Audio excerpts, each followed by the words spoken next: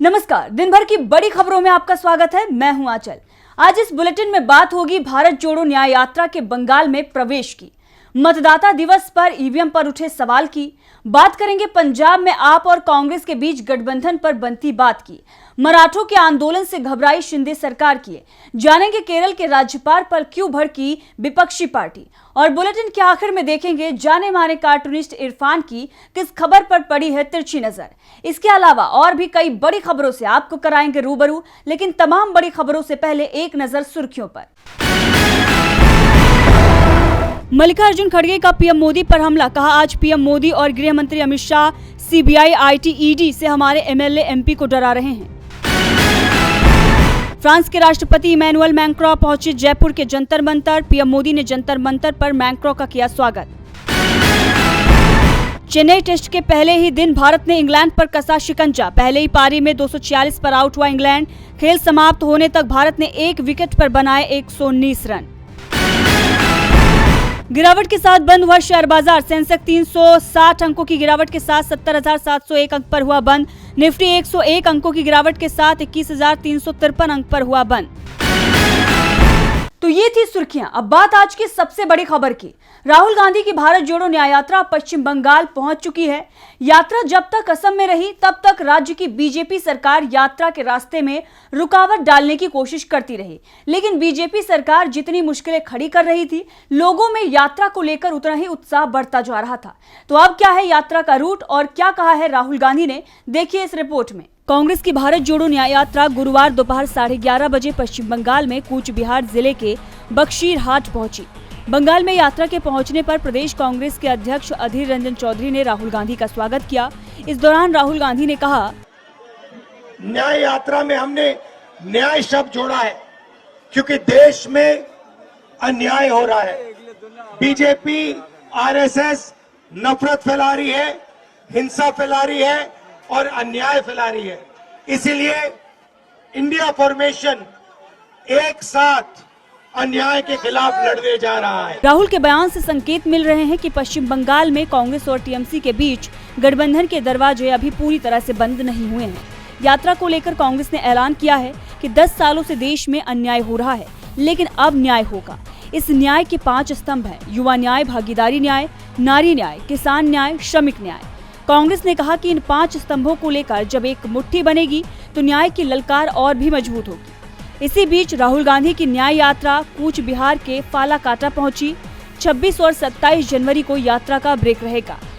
यात्रा 28 जनवरी से आगे बढ़ेगी। यहां से जलपाईगुड़ी, अलीपुरद्वार, उत्तर दिनाजपुर और दार्जिलिंग होते हुए 29 जनवरी को बिहार में प्रवेश करेगी और फिर 31 जनवरी को यात्रा फिर से मालदा से पश्चिम बंगाल में प्रवेश करेगी और मुर्शिदाबाद पहुंचेगी। इंडिया एकजुट होकर लड़ेगा और जीतेगा भी, राहुल गांधी के दावे से बीजेपी चिंता में नजर आ रही है, तो दूसरी तरफ विपक्ष की चिंता ईवीएम ने बढ़ा रखी है। मतदाता दिवस पर ईवीएम को लेकर कांग्रेस ने कई सवाल खड़े किए हैं, तो क्या है वो सवाल, देखिए इस रिपोर्ट में। 25 जनवरी यानी राष्ट्रीय मतदाता दिवस के अवसर पर विपक्ष ने केंद्र सरकार पर हमला बोल दिया है। देश में ईवीएम को लेकर काफी समय से विवाद चल रहा है। विपक्ष का आरोप है कि भारतीय लोकतंत्र में ईवीएम से वोटिंग निष्पक्ष नहीं हो रही है। सरकार ईवीएम से चुनाव में धांधली कर रही है। चुनाव आयोग सरकार के दबाव में काम कर रहा है। ईवीएम के मुद्दे पर सत्तारूढ़ बीजेपी के खिलाफ सभी विपक्षी दल एकजुट हो गए हैं और केंद्र सरकार समेत ईसीआई पर हमलावर हैं।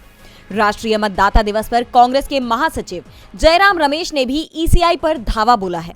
अपने सोशल मीडिया अकाउंट एक्स पर उन्होंने पोस्ट किया है कि भारत निर्वाचन आयोग द्वारा हर वर्ष 25 जनवरी को राष्ट्रीय मतदाता दिवस के रूप में मनाया जाता है, लेकिन दुख की बात है कि यह स्वतंत्र संस्था भारतीय पार्टियों के नेताओं के एक प्रतिनिधि मंडल से मिलने से इनकार कर रही है, जो केवल मतदाताओं द्वारा वोट डालने पर वीवीपैट के अधिक से अधिक उपयोग पर अपनी बात रखना चाहते हैं। वीवीपैट और कुछ नहीं बल्कि voter verified paper audit trail है। ईसीआई का यह लगातार इनकार किसी भी तरह से हमारे लोकतंत्र की बुनियाद पर हमला है। मतदाता के ये सत्यापित करने का अधिकार कि उनका वोट सटीक रूप से दर्ज किया गया है। ईवीएम को लेकर सवाल बने हुए हैं, तो दूसरी तरफ सवाल पंजाब में इंडिया गठबंधन को लेकर भी उठ रहे हैं, क्योंकि पंजाब के सीएम भगवंत मान ने 13 सीटों पर चुनाव लड़ने का ऐलान कर दिया था, लेकिन अब आम आदमी पार्टी की तरफ से साफ कह दिया गया है कि हम अकेले नहीं लड़ रहे हैं, कांग्रेस के साथ लड़ेंगे। तो क्या कहा है आम आदमी पार्टी ने, देखिए इस रिपोर्ट में। पश्चिम बंगाल में इंडिया गठबंधन में सीट बंटवारे पर जरूर टकराव चल रहा है। ममता बनर्जी ने सभी 42 सीटों पर चुनाव लड़ने का ऐलान किया है, लेकिन कहा जा रहा है कि कांग्रेस और टीएमसी के बीच अभी भी बातचीत चल रही है। राहुल गांधी साफ कर चुके हैं कि बिना ममता के वो इंडिया गठबंधन की कल्पना भी नहीं कर सकते। ऐसे में टीएमसी और कांग्रेस के बीच सीट बंटवारे का रास्ता अभी भी खुला हुआ है। तो दूसरी तरफ एक दिन पहले ही पंजाब के सीएम भगवंत मान ने भी कहा था कि आप पंजाब में अकेले चुनाव लड़ेगी, लेकिन मान के बयान को आपने उनका निजी बयान बता दिया है। पार्टी की तरफ से कहा गया है कि पंजाब में अभी गठबंधन को लेकर कोई भी अंतिम फैसला नहीं हुआ है। आप सांसद संदीप पाठक ने ही सीएम मान के बयान को बदल दिया है। उन्होंने कहा कि इंडिया गठबंधन में सीट शेयरिंग कमेटी ही फैसला लेगी। उन्होंने कहा कि पार्टी की पंजाब इकाई शुरुआत से ही कहती रही है कि वो 13 सीटों पर चुनाव लड़ने के लिए तैयार है, और इसी तरह के बयान पंजाब की कांग्रेस इकाई भी कह रही है। लेकिन हमें गठबंधन की उम्मीद है, लेकिन अंतिम फैसला coordination committee seat sharing committee को लेना है। आपने साफ संकेत दे दिए हैं कि वो पंजाब में भी सीट शेयरिंग के लिए तैयार है। फैसला कांग्रेस को करना है। डीवी लाइव की रिपोर्ट। इंडिया की मजबूती से बीजेपी पहले से ही परेशान है, तो महाराष्ट्र में उसकी गठबंधन सरकार भी परेशान नजर आ रही है। आरक्षण की मांग को लेकर मराठों का मार्च अब मुंबई के करीब पहुंच गया है और कुछ ही घंटों बाद मराठे मुंबई में प्रवेश करना शुरू कर देंगे। तो कैसे मराठा आंदोलन ने उड़ाया बीजेपी की गठबंधन सरकार का चैन, देखिए इस रिपोर्ट में। एक मराठा लाख मराठा के नारों के साथ गूंज उठा मुंबई पुणे राजमार्ग। हजारों का कारवां अब लाखों में पहुंच चुका है। मनोज जरांगे के साथ सड़क पर कई किलोमीटर लंबा कारवां चल रहा है, जो अब मुंबई के बेहद करीब पहुंच चुका है। जरांगे के नेतृत्व में मराठा आरक्षण की मांग को लेकर लाखों मराठों की भीड़ मुंबई की ओर मार्च कर रही है। 25 जनवरी को लाखों मराठों ने पुराने मुंबई पुणे राजमार्ग से होते हुए लोनावला से मुंबई की ओर मार्च निकाला। पुणे पुलिस के आग्रह पर जरांगे ने मार्च का रूट बदल दिया, लेकिन अपनी मांग को लेकर आगे बढ़ते रहे। मराठों का दावा है कि राज्य के अलग अलग कोनों से लोग इस मार्च में शामिल होंगे और लगभग 3 करोड़ लोग मुंबई पहुंचेंगे, जिसे सुनकर शायद राज्य सरकार भी अब घबरा गई है। लोकसभा चुनाव के पहले उठी मराठा आरक्षण की ये चिंगारी महाराष्ट्र में बड़ा फेरबदल करने की ताकत रखती है। दूसरी ओर मुख्यमंत्री एकनाथ शिंदे, मंत्री दीपक केसरकर और अन्य नेताओं ने मराठों से मुंबई तक अपना लॉन्ग मार्च वापस लेने की अपील की है। उन्होंने मराठाओं को आश्वासन दिया है कि मराठाओं को उनका अधिकार देने के लिए सरकार प्रतिबद्ध है और इसकी घोषणा फरवरी में विधानमंडल के विशेष सत्र में की जाएगी। लोकसभा चुनाव से पहले मराठा आंदोलन ने शिंदे सरकार की नींद उड़ा दी है, तो बीजेपी भी चिंता में नजर आ रही है और उसकी ये चिंता आंध्र प्रदेश में भी बढ़ती हुई नजर आ रही है, क्योंकि कांग्रेस दक्षिण भारत के इस राज्य में अपनी खोई जमीन तेजी से हासिल कर रही है। जब से वाईएस शर्मिला को कांग्रेस ने प्रदेश अध्यक्ष बनाया है, तब से कांग्रेस तेजी से मजबूत हुई है और अब शर्मिला ने वाईएसआरसीपी, टीडीपी और बीजेपी तीनों को एक साथ निशाने पर ले लिया है। तो क्या कहा है शर्मिला ने, देखिए इस रिपोर्ट में। वाईएस शर्मिला रेड्डी आंध्र प्रदेश की कांग्रेस चीफ की कमान संभालते ही सक्रिय हो गई हैं। शर्मिला राज्य के सीएम और वाईएसआरसीपी के प्रमुख जगन मोहन रेड्डी की बहन है, लेकिन इस समय उनके निशाने पर अपने भाई आ गए हैं। भाई की सरकार पर बहन ने ही आरोप लगा दिए हैं। शर्मिला ने जगन मोहन पर केंद्र सरकार के इशारे पर काम करने का आरोप लगाया है। वाईएसआरसीपी, बीजेपी और टीडीपी के कई नेताओं को कांग्रेस की सदस्यता दिलाते हुए शर्मिला ने कहा कि राज्य की सत्ताधारी दल वाईएसआरसीपी और विपक्षी party Telugu Desam party TDP Bhajpa के साथ मिलकर राज्य को बर्बाद करने में जुटी हुई है। राज्य के सीएम जगन मोहन रेड्डी चुनाव से पहले स्पेशल कैटेगरी स्टेटस की मांग को लेकर बड़े बड़े दावे कर रहे थे, लेकिन सत्ता मिलने के बाद सब भूल गए। सरकार पर सवाल उठाते हुए शर्मिला ने कहा कि सत्ता मिलने के बाद क्या जगन अपने किसी भी वादे पर खरे उतरे। उन्होंने मुख्यमंत्री पर राज्य में निजीकरण करने का भी आरोप लगाते हुए कहा, सरकार ने नियमों की अनदेखी करते हुए गंगावरम पोर्ट अडानी ग्रुप को बेच दिया और विशाखापट्टनम स्टील प्लांट के निजीकरण में जुटी हुई है।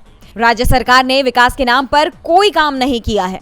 अगर कुछ किया है तो विकास के काम बताए। कांग्रेस ने आंध्र की सभी पार्टियों को एक साथ चुनौती दे दी है, तो दूसरी तरफ केरल में मामला अलग नजर आ रहा है। यहां सभी पार्टियों ने राज्य के राज्यपाल को ही घेर लिया है। कांग्रेस ने तो राज्यपाल पर विधानसभा के अपमान का भी आरोप लगा दिया है। तो क्यों सवालों में आए हैं केरल के राज्यपाल, देखिए इस रिपोर्ट में। केरल के राज्यपाल आरिफ मोहम्मद खान और प्रदेश की सत्ताधारी लेफ्ट फ्रंट के बीच तनाव बढ़ता ही जा रहा है।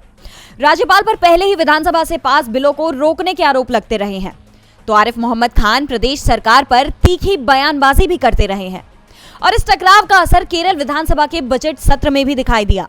बजट सत्र की शुरुआत राज्यपाल के अभिभाषण से होती है। प्रदेश सरकार की ओर से इस परंपरा को निभाया भी गया।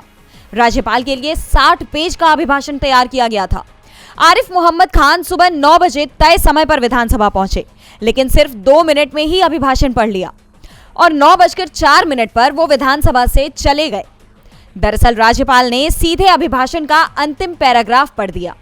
रिपोर्ट्स के मुताबिक विधानसभा के इतिहास में ये किसी राज्यपाल का अब तक का सबसे छोटा संबोधन है। खान जब विधानसभा पहुंचे तभी उनके चेहरे पर तनाव दिखाई दे रहा था। एक तरफ सीएम पी विजयन ने विधानसभा में उन्हें गुलदस्ता भी भेंट किया, तो मंत्रियों के चेहरे पर भी मुस्कुराहट देखी गई। सिर्फ राज्यपाल के चेहरे से ये गायब थी।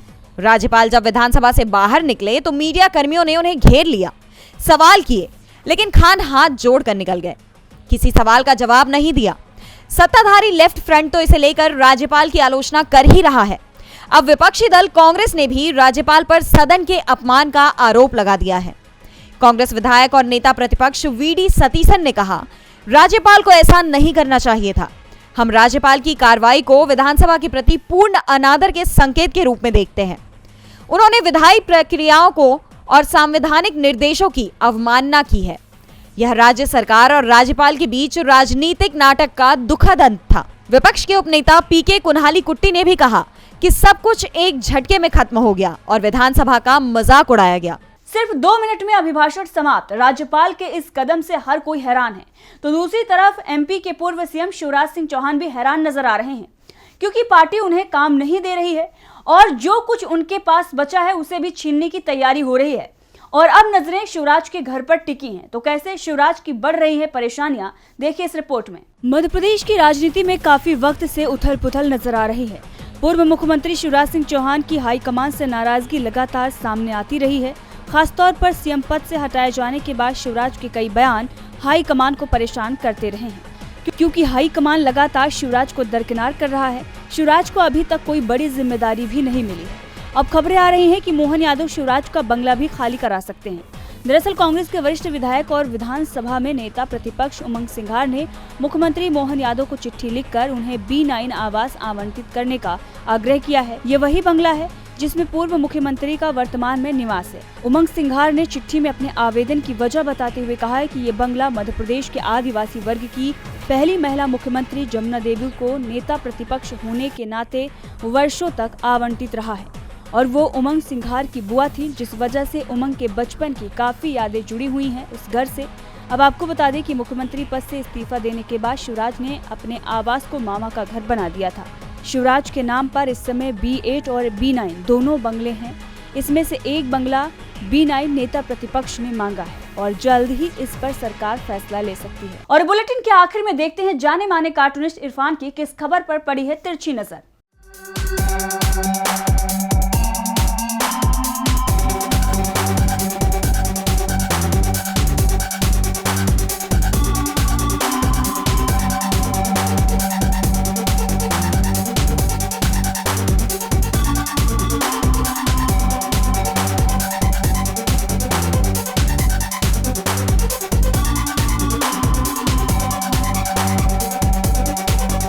फ्रांस के राष्ट्रपति मैक्रों आजकल भारत की यात्रा पर हैं। आज जब वो जयपुर में थे तो प्रधानमंत्री नरेंद्र मोदी भी उनसे मिलने के लिए वहां पहुंचे और उनके साथ में रोड शो भी किया। ऐसा अक्सर ही होता है कि जब भी कोई भारत की यात्रा पर किसी और देश का राष्ट्रपति या प्रधानमंत्री आते हैं तो हमारे प्रधानमंत्री उनके साथ में रोड शो जरूर ही करते हैं। दरअसल में पिछले 10 साल में भारत की राजनीति में एक ऐसा वन वे रोड तैयार कर दिया गया है जिस पर प्रेस कॉन्फ्रेंस नहीं, सिर्फ मन की बात होती है।